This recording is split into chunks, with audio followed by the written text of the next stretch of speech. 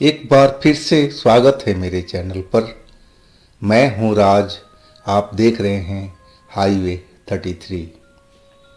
ये जो कहानी आज आपको मैं सुनाने जा रहा हूं, ये कहानी दिल्ली की है। ये कहानी हमें शेयर किए हैं, उनका नाम नवीन कुमार है और साल थी 2013। तो क्या हुआ था नवीन जी के साथ में, क्या घटी थी घटना उनके साथ में, ये सब जानने के लिए चलते हैं इनकी इस कहानी में। लेकिन दोस्तों, अगर आप मेरे चैनल पर पहली बार जुड़े हैं और अभी तक मेरे चैनल को सब्सक्राइब नहीं किया है तो प्लीज़ कर लीजिए और साथ में बेल आइकन को दबाना ना भूलिएगा। तो शुरू करते हैं आज की कहानी। दोस्तों, मेरा नाम नवीन है। ये घटना 2013 की है। मेरी शादी की बात कई जगह चल रही थी और एक जगह पर रिश्ता मेरा फाइनल होने वाला था, लेकिन ना जाने क्यों फाइनल नहीं हो पा रहा था। मेरे जो गार्जियन थे उनका इंटरेस्ट कम हो गया था उस लड़की में। पता नहीं क्या कहानी थी। मुझे जो मालूम था कि बातचीत चल रही है, उसी बीच एक शादी की पार्टी में हमें जाना पड़ा। वो शादी दिल्ली से दूर हो रही थी, एक फार्म हाउस में, और उसमें भी वो लड़की गई हुई थी। मुझे पता चला था तो मैं भी अब उस पार्टी में पहुंचने वाला था। मैं उस लड़की का तो फोटो देख रखा था, लेकिन बातचीत कभी नहीं हुई थी और नज़दीक से भी मैं देखना चाहता था कि आखिर कैसी लड़की है वो, जिससे मेरा रिश्ते की बातचीत चल रही है, जो कि अभी फाइनल नहीं हुई थी। मैं उस पार्टी में कैसे भी पहुंचना चाहता था। आखिरकार मैं अपने एक दोस्त के साथ में चल पड़ा अपनी कार से। हम उस फार्म हाउस में पहुंच गए थे। अभी फार्म हाउस में जो रास्ता था वो बंद पड़ा था, क्योंकि बाहर में पार्किंग फुल हुई पड़ी थी। हमारी जो गाड़ी थी दूर ही लगाना पड़ा उस जगह से। अब वहाँ से हम पैदल ही उस फार्म हाउस के पास में चले थे, क्योंकि उसके आसपास में कई जगह पर शादियाँ का प्रोग्राम चल रहा था। उस फार्म हाउस में जब हम पहुँचे तो मेरी निगाह उस लड़की को ढूंढ रही थी। मैं हर जगह देखता जा रहा था कि आखिर वो लड़की कहाँ पर है। मेरा तो इंटरेस्ट उसी लड़की में था। हालांकि वहाँ पर और भी मेरे दोस्त आए हुए थे, रिश्तेदार थे, वो सब मेरे से बातचीत करना चाहते थे, लेकिन मैं कहता था कि बस कुछ देर रुक जाइए, मैं किसी को ढूंढ रहा हूँ और फिर आपके पास आकर के बैठ कर के बातचीत करेंगे। लेकिन मैं हर तरफ देख लिया, उस लड़की का कहीं अता पता नहीं था। मैं निराश सा हो गया था कि आखिर वो लड़की क्यों नहीं आई। मैं अब अपने रिश्तेदारों के पास में आकर के बैठ गया था और उनसे बातचीत शुरू कर दिया था। तभी मेन गेट से थोड़ी देर के बाद में वो लड़की सजी संवरी अंदर की तरफ आती हुई दिखाई दी थी और उसके साथ एक दो और लड़कियां थीं। शायद उनकी ये सहेलियां होंगी। मैं उस लड़की से मिलने के लिए बेचैन हो उठा था। मैं रिश्तेदारों के पास से उठ गया और वो जहाँ लड़की गई थी उस जगह पर पहुंच गया।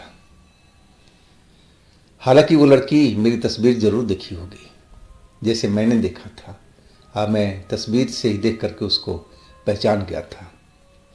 ना तो अभी उसने मेरा फ़ोन नंबर था उसका मेरे पास में, ना उसका था। तभी हम लोग कभी भी बातचीत नहीं किए थे एक दूसरे से, और वैसे तो हमारा रिश्ता भी फाइनल हुआ भी नहीं था। लेकिन मैं उसकी सुंदरता देख करके मैं मोहित हो चुका था। मुझे लगा कि बस यही वो लड़की है जिससे मेरी शादी होनी चाहिए और यही मेरी जीवन की संगनी बनेगी।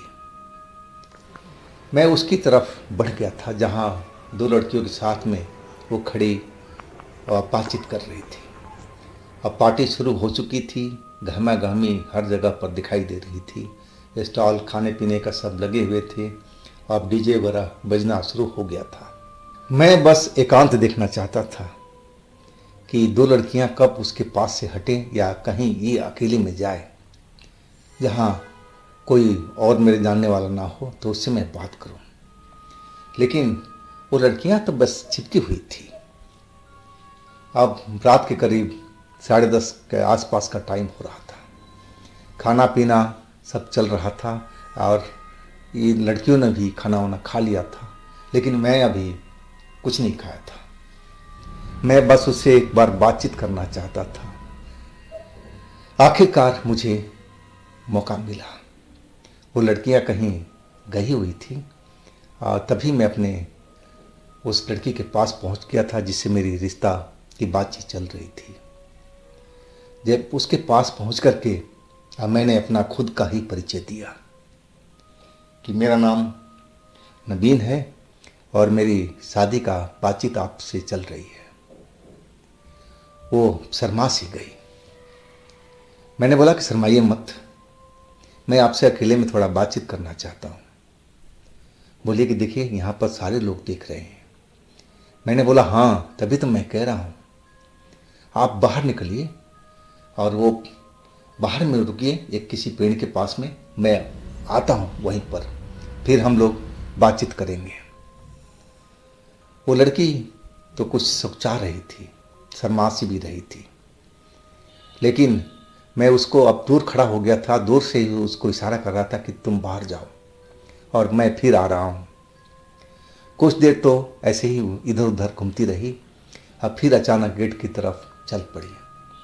मुझे समझ में आ गया कि आखिर वो बाहर निकल रही है। अब मैं भी अपने दोस्तों से रिश्तेदारों से बचते बचाते गेट की तरफ निकल गया। जब बाहर निकला तो बाहर तो गाड़ियों की कतार लगी हुई थी और वो लड़की मुझे कहीं दिखाई नहीं दे रही थी। मैं उसको ढूंढता ढूंढता आगे तक निकल आया, लेकिन मुझे वो नजर नहीं आई। मैं एकदम परेशान हो गया था कि आखिर गेट से तो बाहर निकली है और कहाँ चली गई। मैं थोड़ा और आगे बढ़ा। जैसे ही आगे बढ़ा तो मुझे पेड़ के पास में वो लड़की नजर आ गई। सफ़ेद लिबास उसका दूर से ही चमक रहा था। मैं जल्दी से उसके पास पहुंच गया। अब फिर हम उससे बातचीत शुरू कर दिए थे। वो भी हर बात के जवाब दे रही थी और वो भी मुझसे कुछ सवाल पूछ रही थी। मैं उसका भी जवाब उसको दे रहा था। अब इस बात में कम से कम 15-20 मिनट तो हो ही चुके थे। मैंने बोला आखिर में कि देखिए, मैं आपको दिल से पसंद करता हूँ, क्या आप भी करती हैं? तो शर्माते हुए कहने लगी हाँ जी, मैं भी आपको पसंद करती हूँ। मैंने बोला ठीक है, फिर तो हम लोग ज़रूर आपस में शादी करेंगे। अब फिर इधर उधर की हम कुछ बात करने लगे थे। तभी पटाखे चलने की आवाज़ आने लगी। शायद दूसरी जगह पर एक और फार्म हाउस था, वहाँ बारात लेट पहुँची थी और वहाँ धूम धड़ाका पटाखों की होने लगा। मेरी निगाह 2 मिनट के लिए पटाखों की तरफ चली गई। हम एक बरगद के पेड़ के पास में खड़े थे। बरगद का पेड़ वो कुछ ज़्यादा ही बड़ा दिखाई दे रहा था। हाँ, बिल्कुल हम लोग उसके तने के पास में खड़े थे ताकि औरों से छुप करके रहें। जैसे ही पटाखों से मेरी नज़र घूमी उस लड़की की तरफ में, वो लड़की तो जैसे हवा में खड़ी है, जैसे लग रहा है कि उसको दोनों हाथ पकड़ के किसी ने उसको ऊपर में पेड़ के साइड में उठा रखा है। अब मैं उससे बोलने लगा ये तुम क्या कर रही हो, ये तुम ऊपर कहीं हवा में झूल रही हो। और वो लड़की कुछ बोलना चाह रही थी, लेकिन उसका होठ जैसे सिल गया हो, एकदम डरी हुई चेहरे पर नजर आ रहा था डर उसका। कुछ बोलने की कोशिश कर रही थी लेकिन बोल नहीं पा रही थी। मैं भी एकदम उसको इस हालत में देख करके डर गया था कि अपने आप ये कैसे हवा में खड़ी हो गई है। और उसका दोनों हाथ ऊपर की तरफ उठा हुआ था, जैसे किसी ने ऊपर से पेड़ के पास से किसी ने उसको पकड़ रखा है। और वो ऊपर की तरफ और उठती जा रही थी और वो मेरी तरफ देख रही थी ताकि मैं उसकी कुछ मदद करूं। वो बोलना चाह रही थी लेकिन गले से, होठों से आवाज़ नहीं निकल रही थी। मुझे कुछ नहीं सूझा। मैं उसका पैर पकड़ करके जमीन पर नीचे खींचने लगा, लेकिन वो तो जैसे लग रहा कि बहुत शक्तिशाली है जो भी उसको ऊपर खींच रहा था। और वो तो और ऊपर उठने लगी। मैं जितनी भी ताकत लगाता था वो ताकत मेरी फेल हो जाती थी। मुझे समझ में नहीं आ रहा था कि आखिर ये सब क्या हो रहा है, कौन उसको खींच रहा है। और ऊपर कोई मुझे दिखाई नहीं दे रहा था। मैं अभी भी उसकी पैर पकड़े हुए था, नीचे खींचने की कोशिश कर रहा था। और अचानक मुझे जब ऊपर में देखा तो वहां तो एक बहुत ही भयानक आकृति मुझे दिखी। इतना भयानक चेहरा मैंने कभी जिंदगी में नहीं देखा था। काला कलूटा, बाल बहुत बिखरे हुए, आंखें अंगारे की तरह जलती हुई, और वो भी जैसे हवा में झूल रहा हो। और उसने ही हमारी मंगेतर को, अभी तो मंगेतर नहीं बनी थी, उस लड़की को दोनों हाथ पकड़ करके हवा में उठा रखा था। अब तो उसको देख करके मेरी रूह कांप उठी थी। अब मुझे समझते देर नहीं लगा कि ये तो प्रेत है, कोई भूत है, कोई आत्मा है, और ये मेरी इस लड़की को पकड़ रखा है। मुझे अब कुछ सूझ नहीं रहा था कि मैं करूं तो क्या करूं। अगर मैं चिल्लाता भी हूं तो मेरी आवाज़ कोई नहीं सुन पाएगा, क्योंकि पटाखों की शोर बहुत ज़्यादा हुई पड़ी थी और बाकी जगह पर डीजे का आवाज़ भी शोर मचा रखा था। मुझे कुछ सूझ नहीं रहा था कि अब करूं तो क्या करूं, कैसे इस लड़की को मैं नीचे ले आऊं, उसकी जान बचाऊं। और तभी मुझे ना जाने कौन कान में जैसे बोल रहा हो, हनुमान चालीसा पढ़ना, जल्दी से हनुमान चालीसा पढ़।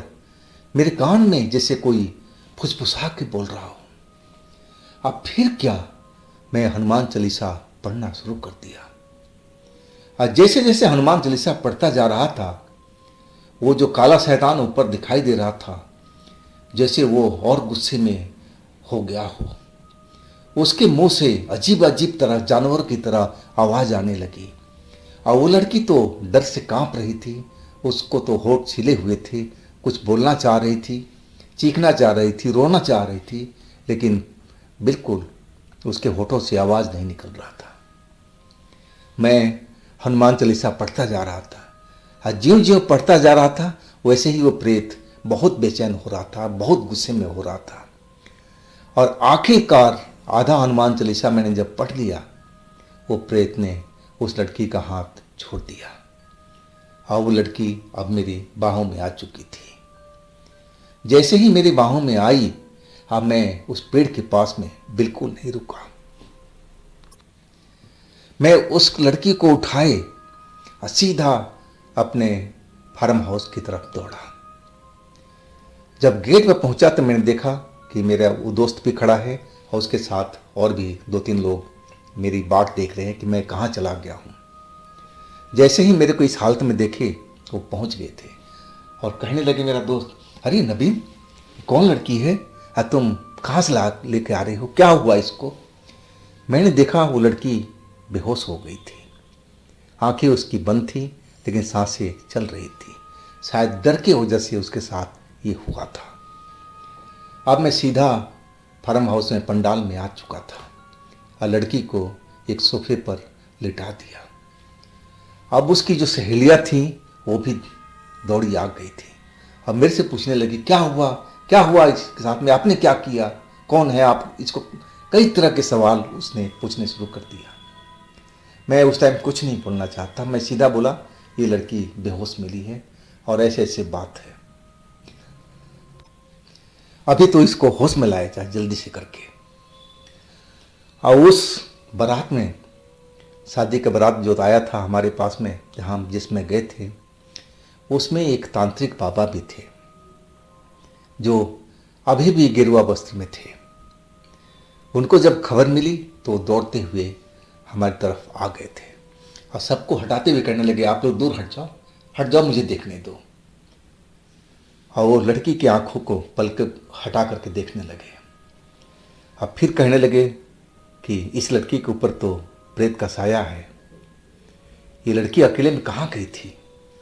मैं वहीं पर था। मैंने बोला, बाबा हम दोनों शादी करने वाले थे, शादी हमारी बातचीत चल रही है और हम एकांत में गए थे कुछ बातचीत करने के लिए। मैंने सारा बात वहाँ भीड़ के सामने ही बता दिया, अब बिल्कुल नहीं शर्माया। लड़की की जान खतरे में थी, अब मैं कुछ छुपाना नहीं चाहता था। आखिरकार सारा कहानी बताने के बाद में वो बाबा कहने लगे कि कोई जल लेके आओ, जल्दी जाओ। अब जगी उठा करके उनके पास दे दिया गया और उस जल में से कुछ जल अपने दाहिने हाथ में लिए और कोई मंत्र पढ़ करके लड़की के ऊपर में छिड़कना शुरू कर दिया। तीसरे ही बार जब जल छिड़के, लड़की ने अपनी आंखें खोल दी और चीख मारी इतनी जोर से कि सारे लोग एकदम हड़बड़ा गए थे, डर गए थे कहा जाए तो। इतनी जोरदार वो चीख मारी थी कि वो बहुत डरी हुई थी। अब सामने खड़ा था कि शांत हो जाओ, सब कुछ सही हो गया है, अब डरने की बात नहीं है। अब होश में आ चुकी थी, उसकी सहेलियां भी साथ में थी। अब वो सारी बात समझ चुकी थी कि मैं कौन हूँ। आखिरकार वो लड़की थोड़ी देर के बाद शांत हुई, लेकिन शरीर उसका कांप रहा था सूखे पत्ते की तरह। मैंने तांत्रिक बाबा से जो रात में आए थे उनसे पूछा कि आप कोई लड़की को कोई खतरा तो नहीं है। वो कहने लगे कि देखो, इस लड़की को अकेले रात में छोड़ना नहीं है, इसके साथ में कोई न कोई जरूर होना चाहिए। हो सकता है कि वो प्रेत दोबारा इस पर हमला करे, और इस बार हमला करेगा तो लड़की को साथ ले जाएगा, इसको मार देगा, इसकी आत्मा को पकड़ करके ले जाएगा। मैं कहने लगा, बाबा आप कुछ ऐसा इंतज़ाम करो ना कि लड़की को कोई खतरा पैदा ना हो। वो तांत्रिक बाबा बोले कि रुक जाओ, थोड़ी देर में मैं आ रहा हूँ। और जब वो वापस आए तो उनके साथ में गेरुआ कलर का एक थैला था और उस थैले में से एक रक्षा कवच जैसा निकाल करके अब मेरे को पकड़ाए, बोले कि इसके गले में डाल दो, और लेकिन अभी भी ख्याल रखना कि अकेले में लड़की ना हो। अब लड़की स्वस्थ थी, होश में थी और सहेलियाँ भी बात कर रही थी, मैं भी उनसे बात कर रहा था। मैं समझ गया था कि सारी रात इसके साथ में रहना पड़ेगा, इसको अकेले बिल्कुल नहीं छोड़ना है। और सारी रात हम दो, उसकी सहेलियाँ और तीसरा मैं, उसके आसपास ही रहे। जब सुबह हो गई थी, सुबह का किरण दिखाई देने लगा, तब हमारी जान में जान आई थी।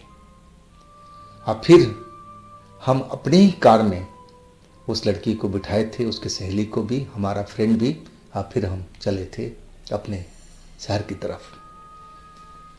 उस लड़की को उसके घर के पास हमने छोड़ा कि अब तुम चले जाओ, और फिर हम अपने घर आ गए थे। अब इसके बाद हमारी उस लड़की से शादी हो चुकी थी। अभी भी उस घटना को हम दोनों याद करते हैं तो बहुत डर जाते हैं, खास करके मेरी वो पत्नी। वो कहती है कि उस घटना को मुझे याद मत बिल्कुल दिलाओ। उस घटना को जैसे ही मैं याद करती हूँ तो मेरा शरीर कांपने लगता है। कहा जाता है कि वो जो बरगद के पेड़ है, जिस पेड़ के पास में हम लोग रात में खड़े थे, बातचीत कर रहे थे, उसमें कोई पुराना प्रेत है जो काफ़ी सालों से उस पेड़ पर रह रहा है। वही हमारी पत्नी के ऊपर में हमला किया था और उसको पकड़ करके ऊपर ले जाता और मार करके फेंक देता, उसकी आत्मा को कैद कर लेता। तो दोस्तों, ये थी आज की कहानी नवीन कुमार जी का। अगर आपके पास भी इस तरह का कोई घटना है जो आप मुझे सुनाना चाहते हैं तो आप मुझे इंस्टाग्राम या फिर मेरे व्हाट्सएप नंबर पर शेयर कर सकते हैं। और दोस्तों, इस चैनल को भी आप लोग लाइक कीजिए, सब्सक्राइब कीजिए, शेयर कीजिए। और फिर हम मिलते हैं अगले रोज़ एक इसी तरह घटना के साथ में। आप लोग अपना बहुत ही ख्याल रखिएगा। नमस्कार।